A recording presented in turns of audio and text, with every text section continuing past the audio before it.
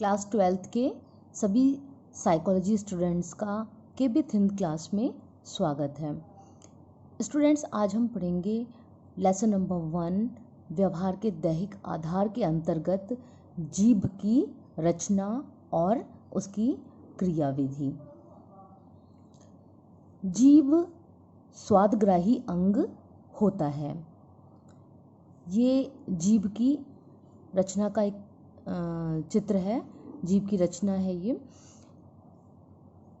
जीभ के द्वारा विभिन्न प्रकार के स्वादों को ग्रहण किया जाता है। जीभ की सतह पर छोटे छोटे उभरे हुए जीवांकुर होते हैं। इन जीवांकुरों में स्वाद छिद्र होते हैं। इन स्वाद छिद्रों के नीचे थैली जैसी एक रचना होती है जिसे स्वाद कलिका कहते हैं। इस तरह की लगभग 10,000 स्वाद कलिकाएँ पूरे जीभ की सतह पर मौजूद होती हैं। तो ये जो थैलीनुमा स्वाद कलिकाएँ होती हैं, इन स्वाद कलिकाओं में प्रत्येक स्वाद कलिका में स्वाद कोश होते हैं जिनकी संख्या 10 से 11 होती है। यानी प्रत्येक स्वाद कलिका में 10-11 स्वाद कोश होते हैं। ये स्वाद कोश ही स्वाद के ग्राहक यानी कि रिसेप्टर्स होते हैं। इसे आप इस तरह भी समझ सकते हैं कि जीभ पर जीवांकुर होते हैं और प्रत्येक जीवांकुर में स्वाद छिद्र होते हैं। ये जो स्वाद छिद्र होते हैं, इनके नीचे थैली जैसी स्वाद कलिकाएँ होती हैं और प्रत्येक स्वाद कलिका में 10-11 स्वादकोश होते हैं। ये स्वादकोश ही स्वाद के ग्राहक यानी कि रिसेप्टर्स होते हैं और यहीं से जो स्वाद की सूचना होती है वो स्वाद स्नायु के द्वारा मस्तिष्क में पहुंचती है। तब मस्तिष्क इस स्वाद का विश्लेषण करता है। जो स्नायु पहुंचते हैं उनके द्वारा जो सूचना पहुंचती है उसका विश्लेषण करता है, तब हमें स्वाद का अनुभव होता है। स्टूडेंट्स, ये एक स्वाद कलिका की खड़ी काट है। इसमें आप स्पष्ट रूप से देख पा रहे हैं कि ये स्वाद छिद्र है और इस स्वाद छिद्र के नीचे ये थैली जैसी क्या है, स्वाद कलिका है और इस स्वाद कलिका में 10-11 स्वाद कोश मौजूद हैं। आप देख सकते हैं 1 2 3 4 5 6 7 8 9 10 10 जो है स्वाद कोश हैं। तो 10 और 11 स्वाद कोश मौजूद होते हैं और यही स्वाद कोश जो होते हैं वो स्वाद के रिसेप्टर होते हैं।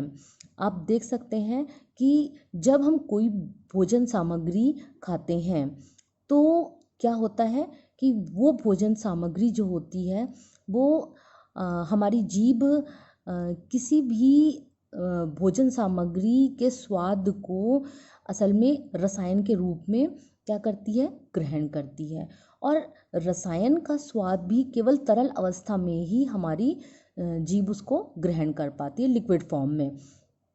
तो जब भी हम कोई भोजन करते हैं, खाते हैं, तो हमारी जो जीभ होती है, जब हम उस भोजन को चबा लेते हैं तो चबाने के कारण वो भोजन सेमी लिक्विड में यानी अर्ध तरल पदार्थ में परिवर्तित हो जाता है और इसमें लार मिल जाती है। तो ये जो लिक्विड फॉर्म वाला भोजन होता है, इसका जो स्वाद होता है वो इन स्वाद छिद्र के माध्यम से स्वाद कलिका में प्रवेश कर जाता है और यहाँ पर जो स्वाद की कोशिकाएं होती हैं, स्वाद कोश होते हैं, वो इस स्वाद को ग्रहण कर लेते हैं और उसके बाद जो संवेदना उत्पन्न होती है वो सेंसेशन या संवेदना स्वाद के जो न्यूरॉन्स होते हैं, स्वाद के जो नर्व्स होते हैं, टेस्ट नर्व्स, उनके द्वारा स्नायु प्रवाह के माध्यम से यानी नर्व इम्पल्स उत्पन्न होती है।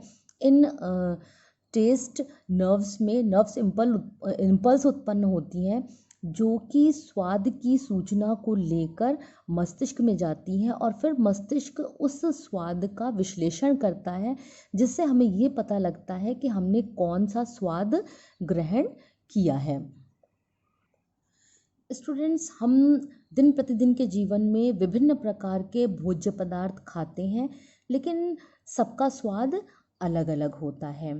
तो जीभ के द्वारा इन विभिन्न प्रकार के स्वादों को कैसे ग्रहण किया जाता है, मतलब क्या जो भी हम भोजन खाते हैं वो जीभ में प्रत्येक स्थान से उसका स्वाद पता लगता है?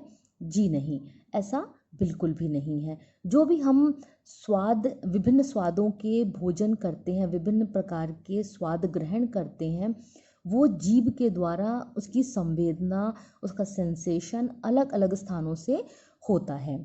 इस चित्र में आप स्पष्ट रूप से देख सकते हैं कि जीभ का जो आगे का सेंटर पॉइंट होता है, बीच का हिस्सा होता है, यानी अग्रभाग का जो ठीक बीच वाला हिस्सा होता है, वहाँ से मीठे की सेंसेशन होती है, मीठा पता लगता है, और अग्रभाग के ही दोनों किनारों से हमें नमकीन स्वाद की सूचना पता लगती है। जीभ के मध्य के दोनों किनारों से हमें खट्टा स्वाद पता लगता है, और जीभ के पिछले हिस्से से हमें कड़वे और तीखे स्वाद का पता लगता है। सो स्टूडेंट्स, मुझे उम्मीद है कि आपको जीभ की रचना कैसी है, स्वाद कलिका कैसे काम करती है, और जीभ किस प्रकार से विभिन्न स्वादों को ग्रहण करती है और हमें स्वाद की सूचना मिलती है, यानी जीभ की रचना और उसकी कार्यविधि आपको पूरी तरह से समझ में आ गई होगी। अगर आपको वीडियो पसंद आया है तो इसे सब्सक्राइब करिए, लाइक करिए और शेयर ज़रूर करिए।